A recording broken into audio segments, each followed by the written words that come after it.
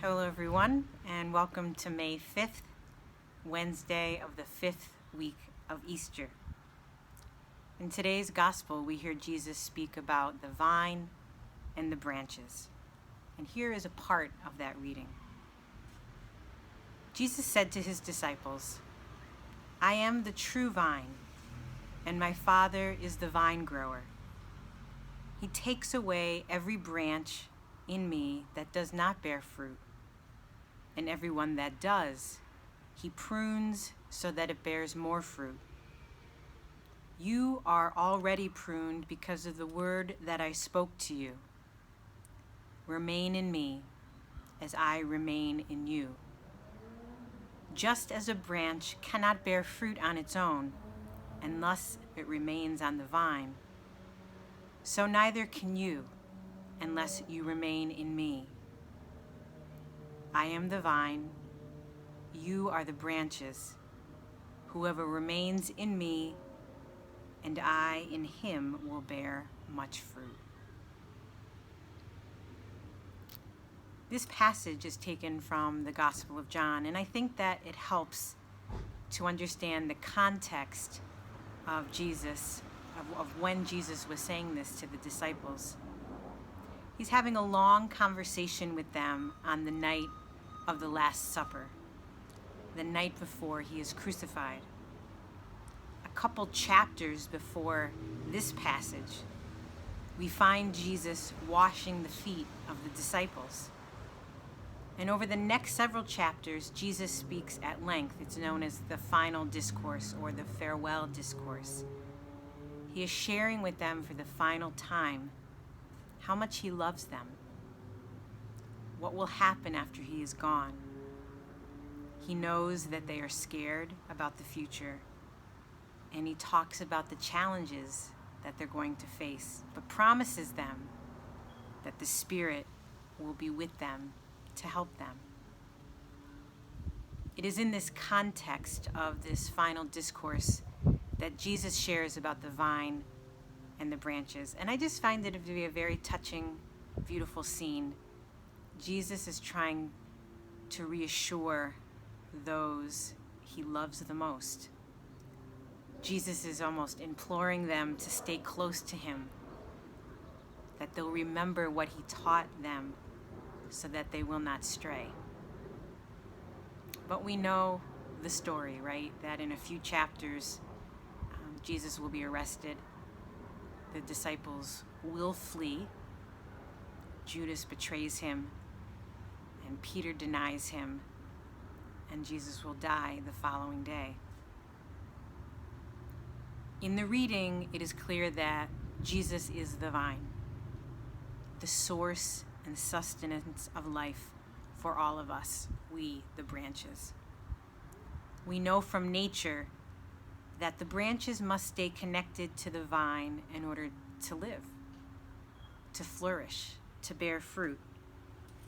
Here's some examples of both kinds, right? This is unfortunately a branch that has withered and died. No longer has a source to keep it alive.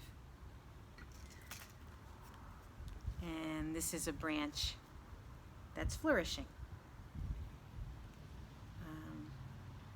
Now, I didn't cut these down for the video. They had blown down because of all the wind that we've been having, but they're a great example of the difference of a branch that is thriving or withering. So how do we stay connected to Jesus in order to continue to flourish and to thrive and bear fruit? I'm just going to share a couple of ways that I try to do it. First and foremost, I take time every day to pray.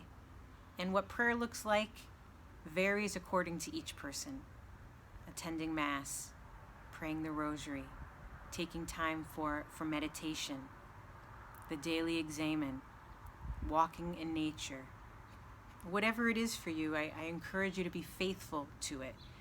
Just as we try to be faithful to exercise so that we can sustain our bodies, prayer is what helps sustain us spiritually and helps us stay connected with Jesus.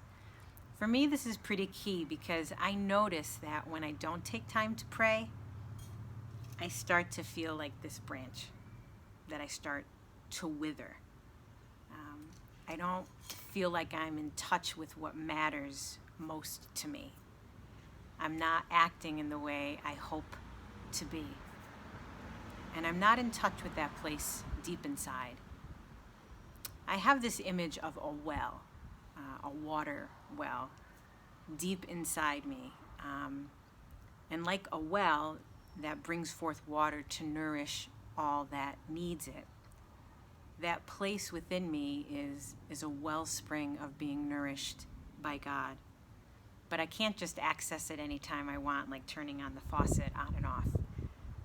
I need to take time to be still and quiet, a time to welcome God so that we can talk with one another. And when I do that, and I do that consistently, I feel like I'm flourishing more, like this branch. Another way I try to stay connected to Jesus is by staying in touch with those people that I call my holy people. They're people from all parts of my life who are very free and open to talk about their faith. And in staying in touch with them and sharing with them, I feel nourished. They're almost like a conduit of that well for me. They remind me of why I need to stay connected to prayer and to God. They remind me to keep going back to that well. Another way I try to stay connected is to visit places that I call my holy places. We all have those places where we feel like we can really be at peace and pray. Maybe it's the ocean. Maybe it's the canal pathway. Maybe the Sauerland Trail. Or maybe it's your own back porch or your own backyard, wherever it is, to try to go to those places as much as you can, because it helps us stay connected to Jesus, the vine. Lastly, I try to read about those places and people in the world that are struggling for whatever reason. In reaching out beyond my little world, I'm reminded that the reason I'm called to bear fruit is not just for me. It's about somehow being nourishing for others, especially those who are struggling and in need. So when I stay in touch with those realities beyond my small corner of the world, it helps me stay connected to why I need to be rooted in Jesus. So those are 4 suggestions of mine: taking time to pray, staying in touch with your holy people in your life, visiting your sacred places, and learning about the needs of those beyond your world. All of these things help me stay connected to Jesus. And how about you? Maybe today, maybe over the next couple days, maybe to reflect on what it is that you need in order to stay connected to the vine. What it is that you need to feel sustained by Jesus. So as we continue along these Easter days, I'm sending many prayers to you and to all those you love, and continue to wish you much blessings of deep hope and peace.